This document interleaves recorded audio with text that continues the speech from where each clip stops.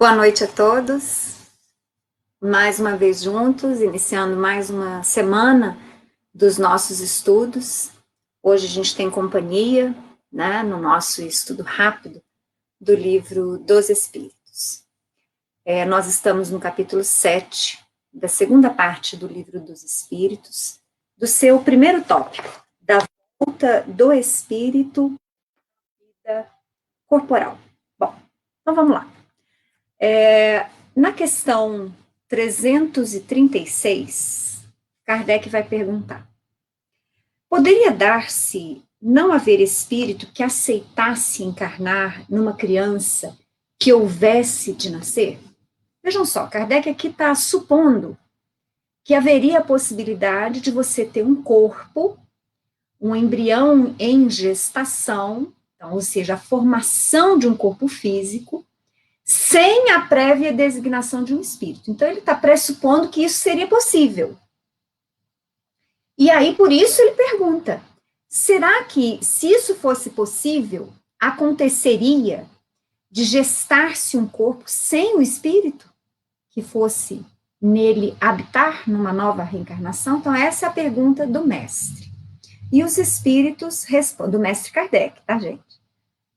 Os espíritos respondem a ele: Deus a isso proveria.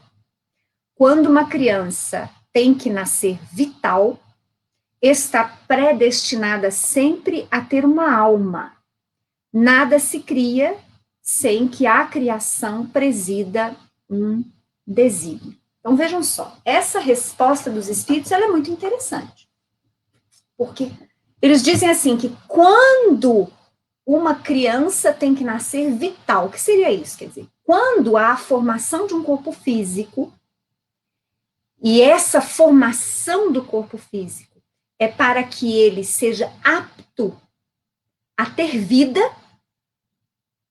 vai ter sempre uma alma a ele destinada.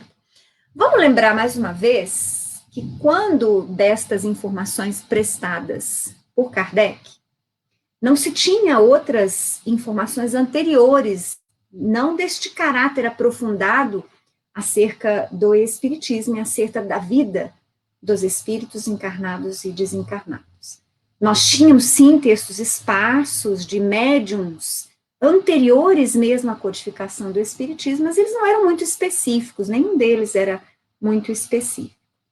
No entanto, com a codificação, Kardec vem trazer um rol de perguntas, trazendo um rol de respostas, as quais compiladas deu origem ao livro dos Espíritos. Posteriormente a isso, e eu já comentei sobre isso aqui, nós vamos ter, por exemplo, a riquíssima obra ditada pelo espírito André Luiz, pela psicografia do Chico Xavier. São 13 volumes com muitas informações. São tantas informações sobre a realidade da vida dos espíritos, tanto no plano material quanto no plano espiritual, que vejam só, eu tenho o costume, pelo menos eu tento fazer isso, a cada 2 anos reler, se não todos os livros, alguns livros, porque eu concluí nesses anos de estudo que a cada releitura que eu faço, eu vejo algo que eu não tinha visto anteriormente. Ou eu entendo algo com maior profundidade do que eu entendia antes. Então, vejam só, vamos dizer assim, Kardec, em relação às questões, em relação às respostas que os espíritos lhe prestaram, ficou mais ou menos num cunho genérico, já falei sobre isso. Não chega a ser superficial, mas há uma generalização, ele não pode especificar muitos assuntos. Porque especificamente em relação a essa questão, nós sabemos, justamente do estudo das obras de André Luiz e de muitas outras obras posteriores, que, via de regra, o espírito já está ligado à mãe em gestação após algumas horas da concepção. Após algumas horas da concepção. Que concepção é essa que eu estou falando? Da união do gameta masculino com o gameta feminino. Ou seja, após algumas horas da união física dos pais, após esse primeiro momento de união do óvulo com o espermatozoide, então algumas horas somente, o espírito já se encontra ligado com o perispírito daquela que será a sua mãe. Então, diante destas informações, que são recentes, se comparadas ao livro dos Espíritos, então estas informações ficam mais claro para a gente. Mas Kardec não tinha estes esclarecimentos, ou pelo menos ele não podia prestá-los quando ele escreveu o livro dos Espíritos. Nós não sabemos. Mas pode ser que Kardec tenha acessado muito mais informações. E pode ser que ele tenha sido orientado pelo Espírito de verdade, que foi o coordenador de toda a codificação espírita, a restringir as informações, os níveis das informações que ele iria trazer através das obras básicas. Nós não sabemos. O fato é que hoje, com o que nós já acessamos, com os esclarecimentos que vêm sendo prestados, porque não se estancou isso. Então, até agora, a gente já sabe que essa questão de Kardec nós não a faríamos hoje. Tá? Porque nós sabemos, então, desse espírito reencarnante administrando inconscientemente a formação do seu novo corpo. Por que eu frisei inconscientemente? Porque esse é o mecanismo que funciona para a grande maioria de todos nós. Com exceção dos espíritos mais elevados, que eventualmente reencarnam na Terra, estes podem permanecer ligados ao corpo em formação, mas sem passarem pela necessária redução e, vamos dizer assim, acoplamento com a mãe. Estes espíritos mais elevados continuam, não raro, as suas atividades no plano espiritual, até bem próxima à hora do parto, para só então eles reduzirem a sua forma perispiritual para se conectarem em absoluto ao corpo que estava em gestação. Neste caso dos espíritos elevados, eles podem coordenar até mesmo conscientemente a formação do corpo naquela que será a sua mãe. Mas só espíritos elevados, e acredito eu, não todos, alguns deles. Vamos continuar. Na questão 337, Kardec pergunta: pode a união do espírito a determinado corpo ser imposta por Deus? Ou seja, nós estamos falando várias vezes da reencarnação daquela que, não raro, nós podemos opinar, né? Podemos escolher o corpo, podemos escolher a família na qual nós reencarnaremos, podemos dar alguns palpites sobre as provas que atravessaremos, as expiações que teremos de enfrentar. Mas nós já falamos aqui também que existem reencarnações compulsórias, e eu arrisco dizer que são elas em grande número, dada justamente ainda a evolução inferior que caracteriza grande parte da humanidade. Então, nós vamos ter, sim, muitas reencarnações compulsórias, que são reencarnações nas quais a experiência reencarnatória e, assim, o corpo físico que o espírito terá são impostas por Deus, que atua através dos benfeitores e dos mentores espirituais. Espíritos superiores, mais evoluídos, que muitas vezes amam profundamente aquele espírito e justamente por amá-lo, por conhecerem mais, por serem mais evoluídos, podem escolher com critério a próxima experiência dele e o seu próximo corpo. Então é exatamente isso que os espíritos respondem. Dizem eles a Kardec: certo, do mesmo modo que as diferentes provas, mormente quando ainda o espírito não está apto a proceder a uma escolha com conhecimento de causa. O que será que eles quiseram dizer com isso? Vejam só que eles não estão se referindo à inteligência, quando ele está apto a escolher com conhecimento de causa. Entre outras palavras, quando ele já tem uma visão mais ampla da vida, do objetivo final do espírito, que é a sua evolução, seu aperfeiçoamento. Muitas vezes nós temos espíritos muito inteligentes, avançados intelectualmente, mas com baixíssimo nível moral. Estes espíritos não estão aptos, porque não têm esta visão do objetivo final evolutivo da vida. Em geral, espíritos muito inteligentes, com baixas aquisições morais, trazem ainda consigo um grau muito alto de egoísmo. E o egoísmo em si impede esta visão, que não é só uma visão altruísta da vida, não, mas é uma visão ampla, objetivando a evolução na eternidade daquele espírito. Então é por isso que eles dizem isso, que aqueles espíritos que não estão aptos, Deus escolhe por eles, através da espiritualidade superior. E continua. Por expiação, pode o espírito ser constrangido a se unir ao corpo de determinada criança, que pelo seu nascimento e pela posição que vem a ocupar no mundo, se lhe torne instrumento de castigo. Vamos fazer uma pausa aqui. Lembra do comentário que eu fiz à questão anterior? O Kardec sabia já de detalhes mais específicos e não pôde trazê-los, porque estava iniciando ainda os esclarecimentos da doutrina espírita, ou os espíritos foram dosando as informações que a ele eram dirigidas. Então, ele codificou aquilo que ele teve acesso.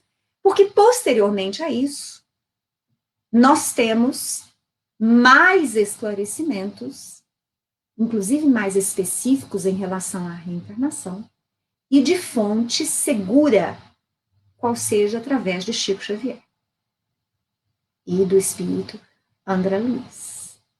Então, nesse caso, quando os espíritos falam que o espírito, por expiação, pode ser constrangido a se unir ao corpo de determinada criança, vejam só, o corpo não está em formação. Aliás, o corpo não está pronto, está na hora de nascer. Pelas informações que André Luiz nos traz, ele é constrangido a ligar-se lá desde o início da formação embrionária. Como eu disse na questão anterior, algumas horas após a concepção do plano físico. Então, neste caso, o espírito é constrangido e vai atravessar todo o período de perturbação que caracteriza o processo gestacional, vai ter a sua forma perispiritual reduzida, vai ser ligado o seu espírito àquela que vai recebê-lo como filho desde lá no início. Que fique claro isso. Não é assim, tem um corpo que está lá formando 9 meses, né? Aí na 37ª semana o espírito... Não. Algumas horas após a concepção. Isso seria uma reencarnação compulsória. É um caso de expiação.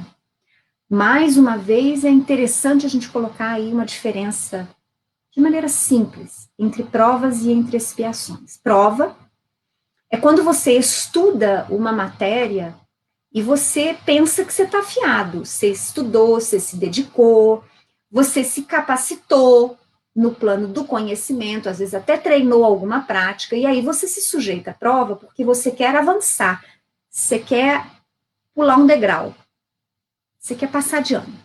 Prova é isso. Expiação é quando você tem um débito. Há alguma matéria em relação ao espírito na qual ele não passou. E muitas vezes agravou o seu estado. Então, ele precisa retornar para quitar um débito. Será que esse débito é com Deus? Esse débito é consciencial. Se ele não consegue refazer o que ele destruiu, ou aprender o que ele não aprendeu, ele não consegue avançar. É por isso que a Terra, nós dizemos, é um planeta de provas e de expiações, porque Todos nós. Indistintamente, salvo espíritos missionários superiores que de tempos em tempos reencarnam na Terra. Salvo eles. O restante, todos nós, somos espíritos que trazemos tarefas no campo das provas. E muito aprendizado no campo da expiação. Todos nós nos capacitamos de alguma forma e nos preparamos para a execução de alguma tarefa a qual nós devemos cumprir com uma prova, para que nós possamos avançar como espíritos imortais que somos. Mas todos nós também trazemos débitos oriundos das nossas vidas pregressas, das nossas falhas, de tudo aquilo que destruímos, seja no plano material, seja no plano das emoções, seja no plano da família, dos amigos, de lidar com o próximo. E diante destes débitos, nós precisamos retornar ao plano físico para aprender a lição, para reconstruir, para refazer, para amar quem odiamos, para dar a vida àqueles que tiramos a vida. Então, todos nós. Nenhum de nós pode afirmar assim, eu vim só com provas. Não é essa característica de nós. Nós poderemos afirmar isso no futuro, se permanecermos na Terra, que será um mundo de regeneração. Mas na Terra, que ainda habitamos, que ainda é um planeta de provas e de expiações, todos nós temos provas e expiações. Ou seja, todos nós já conquistamos alguma coisa, viemos provar que já aprendemos. Mas todos nós temos aquelas lições que nós ainda não aprendemos, que viemos aqui para aprender. Bom, na questão 338, Kardec vai perguntar: se acontecesse que muitos espíritos se apresentassem para tomar determinado corpo destinado a nascer, que é o que decidiria sobre a qual deles pertenceria o corpo? Vamos ver a resposta dos espíritos, depois a gente comenta. Muitos podem pedi-lo, mas em tal caso, Deus é que julga qual o mais capaz de desempenhar a missão a que a criança se destina. Porém, como já eu disse, o espírito é designado antes que soe o instante em que haja de unir-se ao corpo. Então, aqui, no término dessa resposta, eles dão aquilo que André Luiz desenvolveu depois e que é o que nós estamos falando. O espírito é designado antes que soe um instante em que haja de unir-se ao corpo. Como eu falei que, via de regra, essa união entre o espírito que vai voltar e o corpo que vai ser formado se dá horas depois da concepção. Em espíritos com mérito, há uma programação bastante anterior a esse momento. Citei para vocês o caso do Espírito Segismundo no livro Missionários da Luz, de André Luiz pelo Chico. Então, lá nós vamos ver que há uma preparação, há toda uma programação que envolve mais espíritos. Preparação que envolve, inclusive, conversas com os pais que vão receber aquela criança. Então, diante disso, os espíritos agora basicamente solucionam estas questões que Kardec vem apresentando. Então, quer dizer, nós não vamos ter um corpo em formação e um monte de espírito discutindo para saber quem que vai se unir a ele. Isso não. O que nós podemos ter em hipótese no plano espiritual são alguns espíritos pleiteando nova oportunidade reencarnatória diante de espíritos superiores, de benfeitores, de responsáveis por esse processo A, e somente algum deles recebendo a autorização, a oportunidade para reencarnar. Não porque o corpo físico já esteja em gestação, mas diante da necessidade do espírito e a forma, o processo como há de se conciliar necessidade do espírito que pretende voltar com as tarefas dos pais que o receberão. Porque ninguém vem como nosso filho ao acaso. Em grande parte das vezes há laços profundos entre nós, pais e filhos. Laços de amor, laços de ódio, laços de afinidade ou laços de débitos em conjunto, que indicam a necessidade do aprendizado comum, o aprendizado em grupo. Então, que isso fique bem claro. Tá? Não vai ter um corpo lá em formação e um monte de espírito brigando aqui, quem que vai pegar primeiro aquele corpo. Isso não tem, tá, gente? Tudo bem? Então, vamos continuar. 339.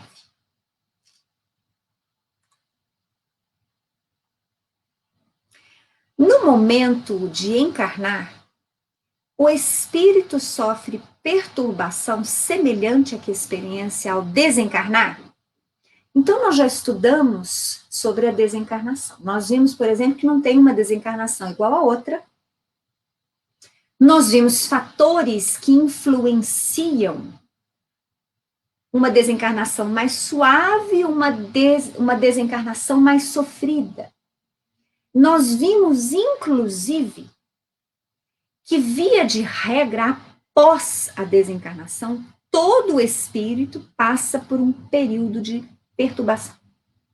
Mas vimos que esse período de perturbação, de certa confusão, muitas vezes de sonolência do espírito que partiu da Terra, muitas vezes este tempo de perturbação, ele pode ir de algumas horas, ou às vezes de alguns minutos, algumas horas, alguns dias, algumas semanas, podendo inclusive ser mais elastecido, dependendo das características do espírito, do modo como ele morreu. Então aqui, Kardec quer perguntar se para reencarnar acontece também perturbação, quer dizer, se há esse processo não tão fácil para o espírito, vamos dizer assim. E aí eles vão responder, muito maior e, sobretudo, mais longa. Pela morte, o espírito sai da escravidão. Pelo nascimento, entra para ela.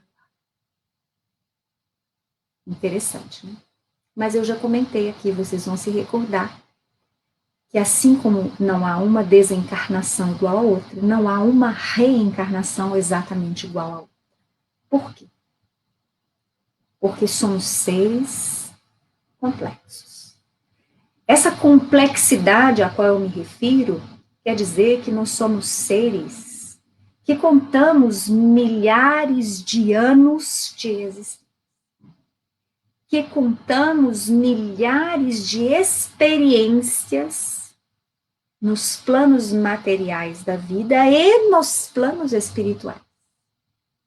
A vida é uma só, mas nós contamos milhares destas experiências.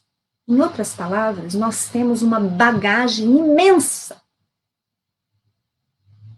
que carregamos conosco, arquivadas no inconsciente. E isso interfere, influi de forma justa na forma como você parte da vida terrena e na forma como você retorna à vida terrena. Na questão 340, Kardec pergunta: é solene para o espírito o instante da sua encarnação, quer dizer, importante para o espírito? Pratica ele esse ato considerando-o grande e importante? Ou é assim, de qualquer forma? É a pergunta de Kardec. Respondem eles. Procede como viajante, que embarca para uma travessia perigosa, que não sabe se encontrará ou não a morte nas ondas que se decide a afrontar. E aí, diante dessa resposta dos espíritos, Kardec traz um comentário que eu quero ler para vocês. Não é um comentário muito grande, mas é bastante interessante. Diz ele, aqui, palavras de Kardec, comentando essa questão. O viajante que embarca sabe a que perigo se lança, mas não sabe se naufragará. O mesmo se dá com o espírito, conhece o gênero das provas a que se submete, mas não sabe se sucumbirá. Quer dizer, o espírito participou da programação, presumindo que ele daria conta das tarefas. Mas ele não sabe se ele vai dar efetivamente conta das tarefas. Por que ele não sabe? É o que nós vivemos, nós esquecemos. Quantas vezes nós estamos no plano físico e desabamos ou nos sentimos enfraquecidos e falamos assim, mas eu não estou aguentando, a prova é demais para mim. Eu não estou aguentando, não é possível, Deus, você está pedindo demais de mim. Eu não vou dar conta disso. E muitas vezes nós não vamos. Muitas vezes nós recuamos. Nós desistimos. Nos deixamos, às vezes, tomar pelo desalento. Muitos, inclusive, antecipam a sua partida através do suicídio. Então, veja só, há essa incerteza. E o espírito tem ciência disso. É isso que Kardec falou. Mas ele continua.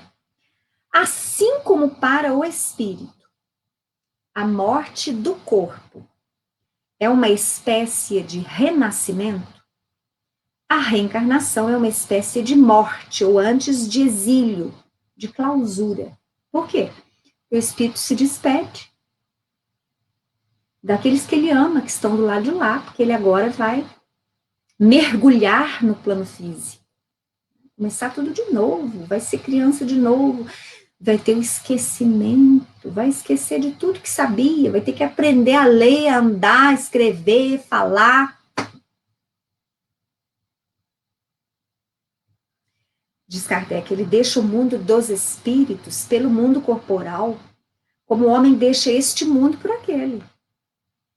Por mais que nós estudemos sobre o mundo dos espíritos, a verdade é que a gente não sabe para onde a gente vai.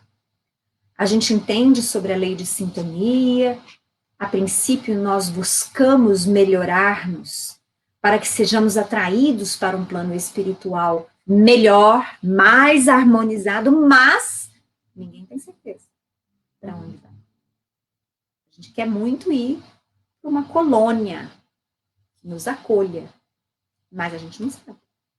Há uma incerteza. Por mais que a gente estude, há uma incerteza. Então, essa incerteza também tem um espírito que reencarna. Sabe que reencarnará, como o homem sabe que morrerá. Mas, como este com relação à morte, o espírito só no instante supremo, quando chegou o momento predestinado, tem consciência de que vai reencarnar.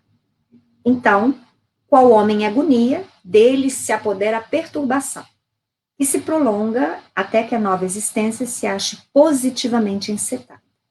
A aproximação do momento de reencarnar sente uma espécie de agonia, que alguns também podem traduzir como ansiedade, essa preocupação.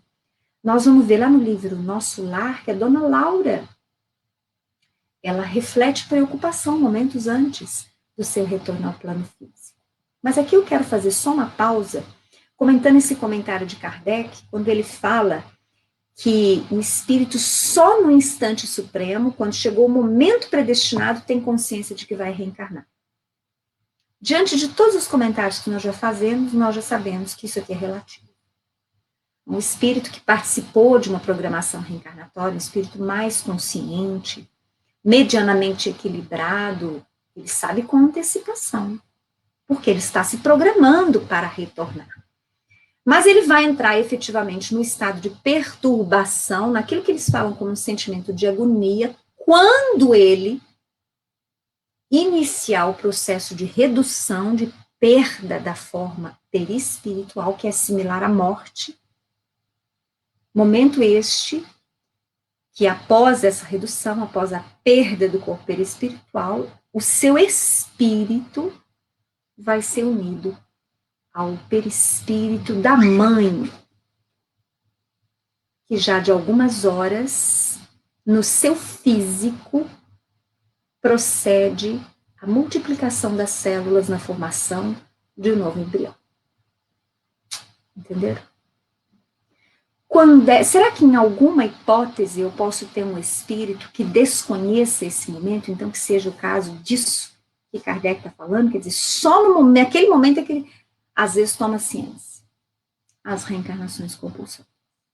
Isso, quando os espíritos não são dirigidos a reencarnar compulsoriamente, adormecidos, inconscientes no plano espiritual. São praticamente carregados, amparados pelos benfeitores, por espíritos superiores. Então, estes, muitas vezes, não vão ter consciência nem daquele momento. Diante da inconsciência no plano dos espíritos, eles vão acordar chorando na maternidade. Mas existem milhões de casos a serem estudados. Eu estou dando extremos de exemplo, porque eu preciso abrir a cabeça de vocês para as possibilidades que nós podemos dizer são infinitas, porque eu não posso contar. Então, não é só desta forma que Kardec disse que as coisas se dão no momento de reencarnar. Bom, e aqui a gente encerra nosso estudo de hoje. Amanhã, apesar de feriado, nós vamos estar aqui das 7 às 7h30. Agradeço a presença da Denise, do Carlos, da Eline, do Anderson, do Aguinaldo. Oi, meu querido, você conseguiu solucionar meu problema, tá vendo? Consegui estar aqui, viu, gente? Vocês todos têm que agradecer ao Aguinaldo hoje, porque senão eu não ia conseguir fazer essa live. A presença da Mari também agradeço, do Lorival também, que deseja paz para todos nós. Paz para você também, Lorival. E tenho certeza que a Suri, apesar da sua antipatia, né, virou as costas para a câmera, ela também junto comigo disse para todos vocês até amanhã. 7 horas a gente se encontra. Um abraço.